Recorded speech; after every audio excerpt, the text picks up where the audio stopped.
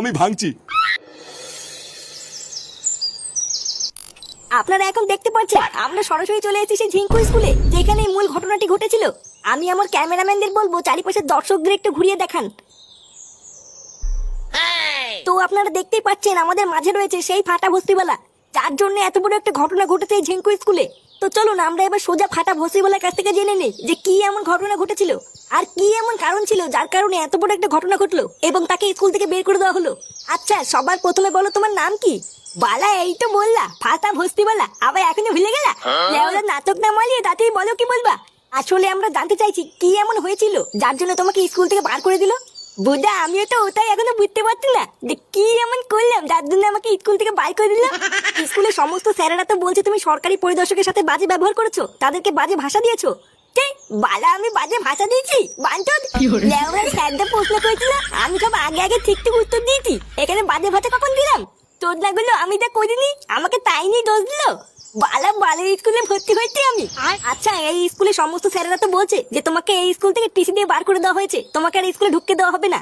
তা এই বিষয়ে কি তুমি কিছু বলতে চাও? ও বলে স্কুলে ঢুকতে দেবে না, তাতে আমার বাল খেয়ে গেছে। এমনি তো ওই বালির স্কুলে আসতাম না, বাবা দোল করে দিল বলে এসে দিলাম। আজকে যা দেখলাম, বালা এবার আমাকে বললাম ভর্তি নিলেও আমি ওই বালির স্কুলে আসবো না।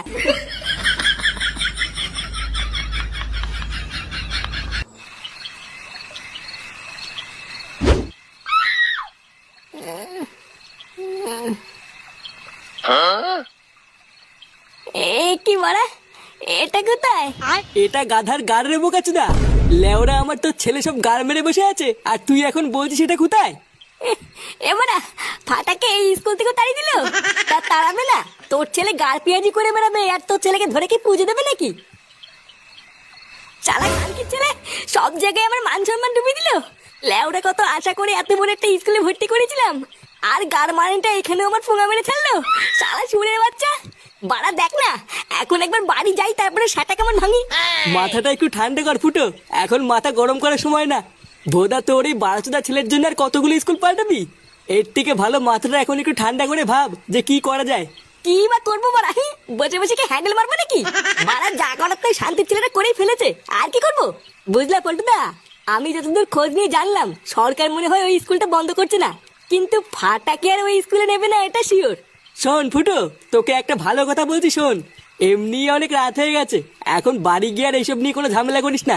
আগে সকালটা হতে দে, তারপরে না হয় তুই ফাটাকে নিয়ে ওই স্কুলে গিয়ে স্যারের পা হাত পা ধরে একটু ক্ষমা চেয়ে নিস। বলা কি যায়, কপাল ভালো থাকলে আবার ওই স্কুলে ভর্তিও নিয়ে নিতে পারে। বাল, ওইসব স্কুল টিস্কুল বাদ দে ফুটো।